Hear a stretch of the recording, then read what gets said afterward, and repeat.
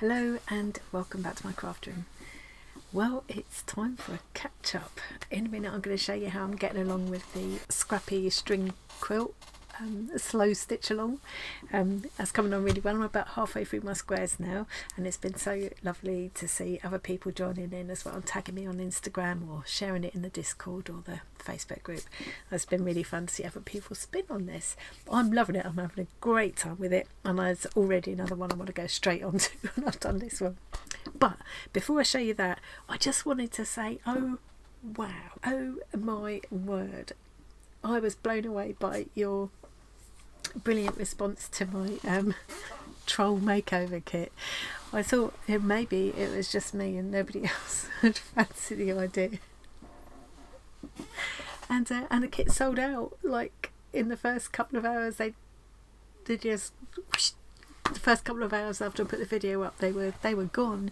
I was just blown away. Thank you so much to everybody who bought a kit. I really hope that they're on the way now, so I really hope you're going to enjoy them. I can't wait to see what other people do with them. I've already got another little character in the pipeline, so I'm really excited about that. So Tori got hers today. Tori from Cool Cookie Creatures, I'll link her below.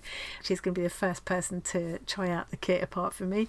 So and she's such a creative and clever person, so I'm sure she's going to do something brilliant with that. Very excited to see that. I will link to Tori's channel as well. Well worth checking her out if you haven't already, because she's just got lots and lots of inspiring ideas on there.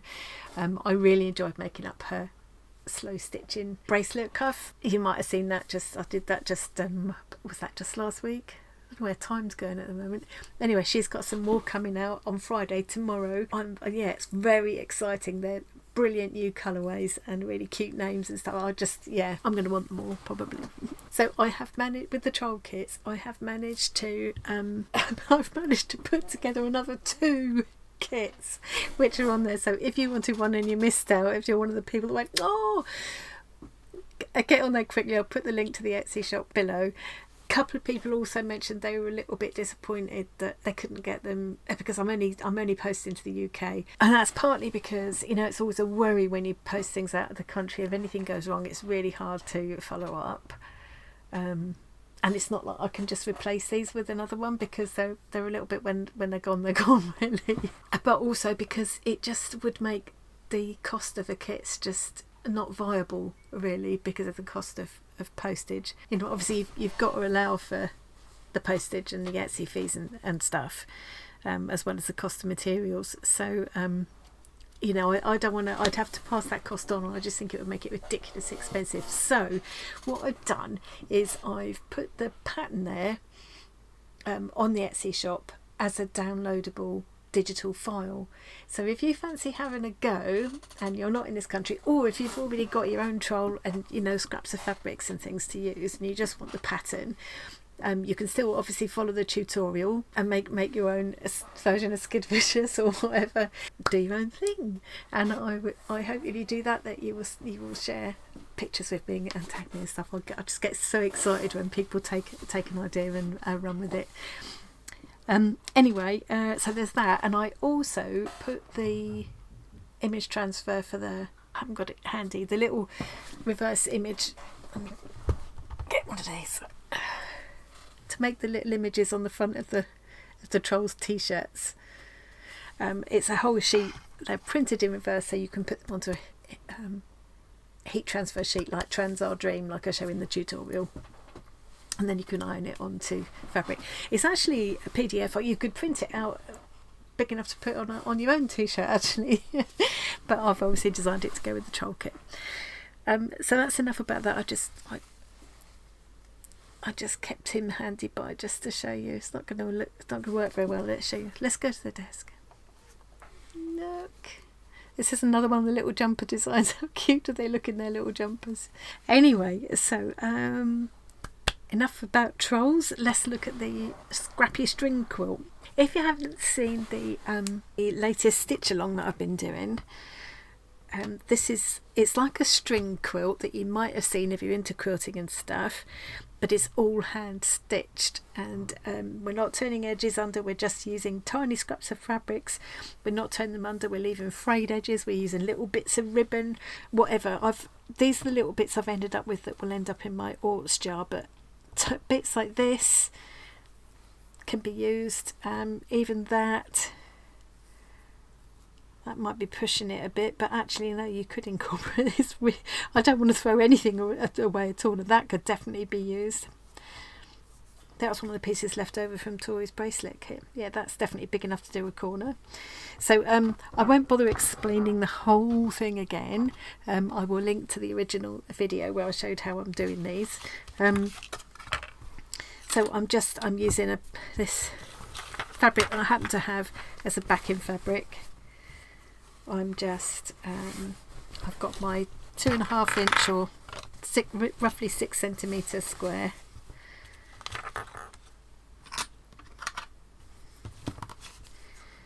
I'm just using that as a guide, making a little snip. You don't have to have, if you've got different little smaller pieces of cotton fabric to use for this, you could easily use up smaller pieces. This is just convenient, I've got lots of it. So I'm just cutting myself a strip, tearing myself a strip like that, and then I'm lining it up, making another little snip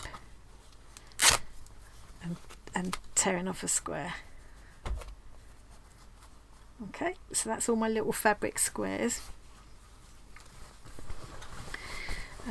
And then I'm taking each one, or taking a strip of fabric or ribbon or whatever I've got, and I'm starting in the middle and going diagonally across like that, and I'm just running a hand stitch, you can see, just a running stitch, nothing too small or too careful.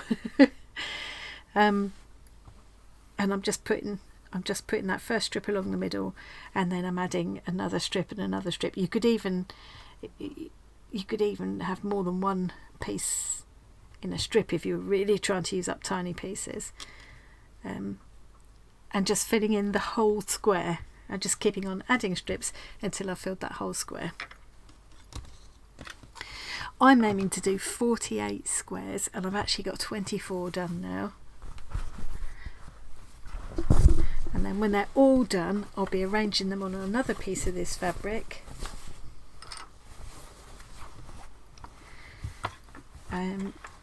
And then I'm going to fold the whole thing up into a kind of a book. And that idea was inspired by Linny from I Am Linny.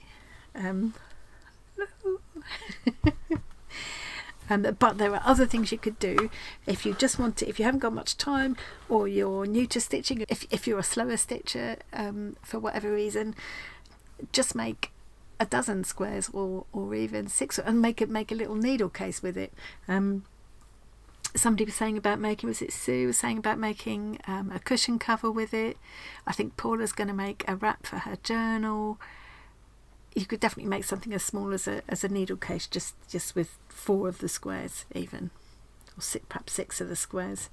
So the idea is to put them together. If you've seen string quilts before, you'll have seen this. Now you could put them all together in one direction. I'm going to play around when I've made all of my pieces. I'm going to play around with my design.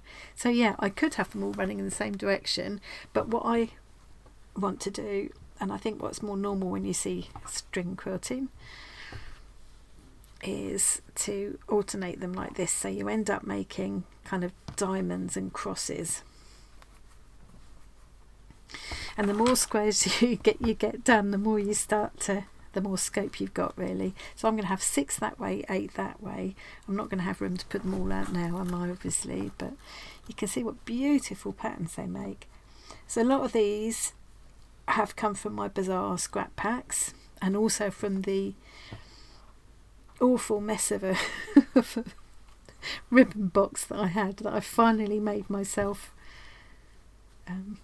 tidy through the other day. God, what a job it was. It took me all evening. I'm deliberately not matching up. When they match up like that by accident, I'm changing it so that they don't. But you could match up if you wanted to. I just prefer the look of it like that. So you can see the kind of effect you're getting. And if you went for a less leery colour scheme than mine, this could be actually quite subtle. You could make it all pinks and reds, or purples and blues, or whatever. I've also got it in my head that I'd love to do one with denim and kind of maybe denim and calico. I've got a little bit of pillow ticking left. I've got quite a lot of old lace that I've collected over the years, and I think all of those together would be quite nice. So I've got it in my head that I'll have to do another one as soon as I finish this one. I think maybe this is going to be like Kawandi quilting. It's going to be my new... I mean, I'm never going to go off the Kawandi method. I love it, but there we go. So that's kind of... I will, you know, titivate around with the design, but really that's I'm quite happy with that. That's looking as I want. So once I've got all of my squares done, I'll decide on my arrangement, and then I'll just be stitching them just with a running stitch again onto this backing fabric. Then I'm going to add in any extra decorative stitching that I want to do.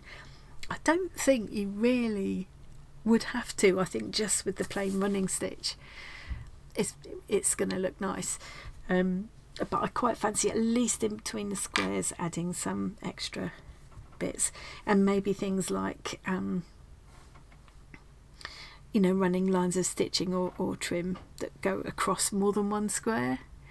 Maybe, you know, across it. I could also maybe I've got some lovely old buttons and things that could maybe go in the middle of some of the diamonds.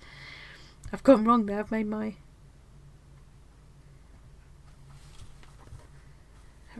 Have I? I've confused myself now. Wait a minute.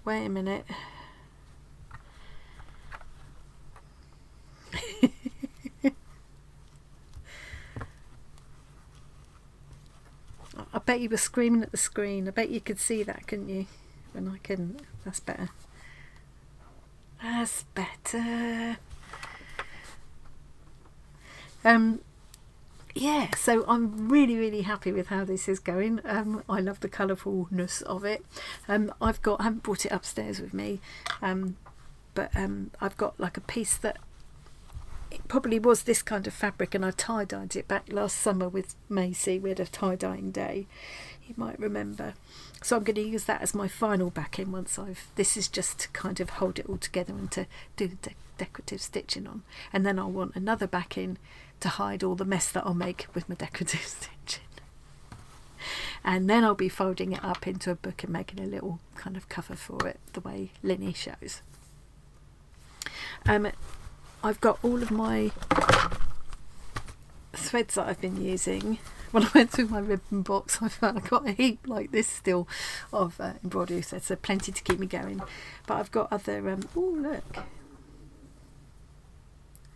Oh, look at that.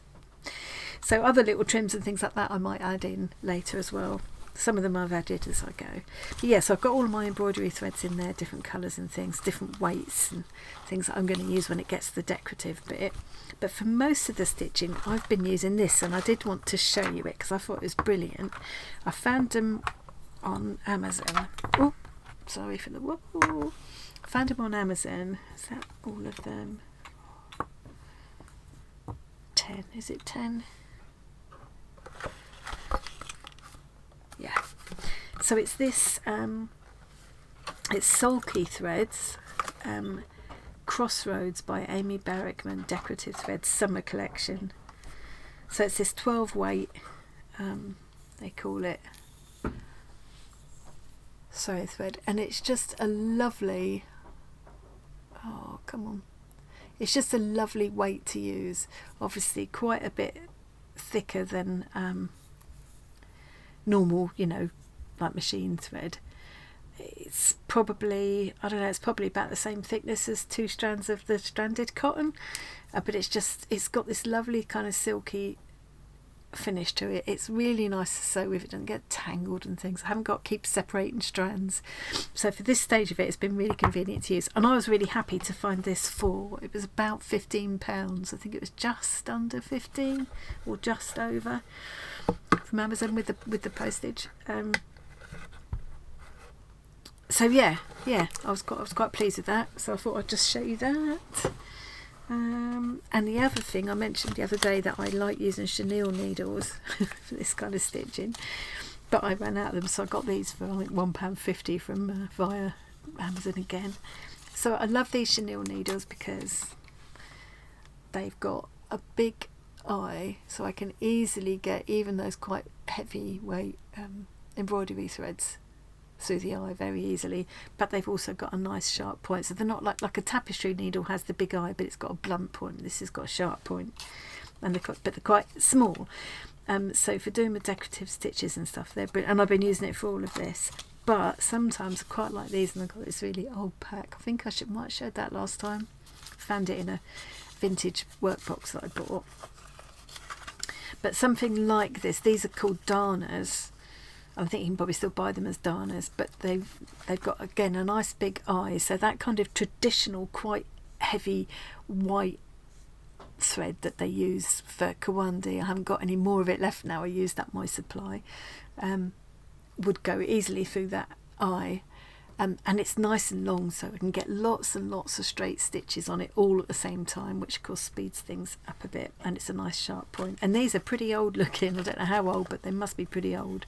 It's a long time since you got a bit of fabric inside a needle pack like that, isn't it? But they're perfectly fine, not rusted or anything. The staple's rusted. So yeah, I just wanted to, I keep putting these little bits of paper back in at part of the packaging. They would have folded over, wouldn't they? You'd have opened it up. It's lovely when you find little treasures like this inside a bag or a box that you bought, isn't it? Okay, so that's where I am. That's where I am with that.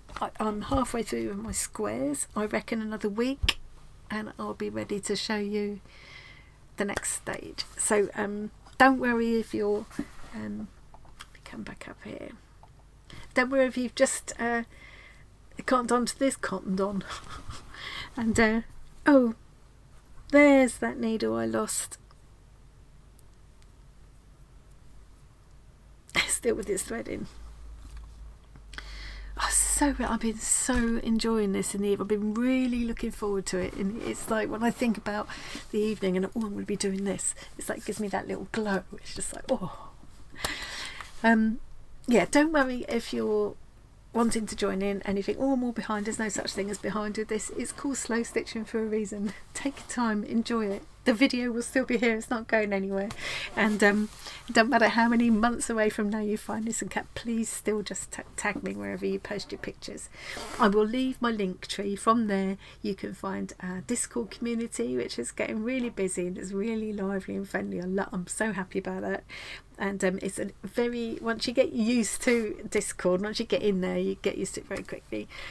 It's a really easy way to chat with whoever happens to be in there at the time and share what you're doing and swap ideas and stuff. We've got a weekly challenge going on now, which is new. That was what Dawn suggested, and that's going really well. But I'm still keeping the Facebook group going because that's really good as well. So wherever, or if you post on Instagram or whatever, just tag me, because I always love to see. And I think this is a really fun idea, and I'm really enjoying it. And I'm going to be doing it for a few weeks yet before I get it out of my system. So, okay, excuse me, sniffling. I've always got at the moment. Okay, thanks again to everybody who bought one of my troll kits, and for people who didn't necessarily buy a kit but were really encouraging about the idea. I thought maybe it was just going to be one of those things that was just a silly idea that I liked and everybody else think it was a bit weird. So that's really encouraging. So thanks very much everybody for that, and thanks for joining me today, and I'll see you again really soon. Bye.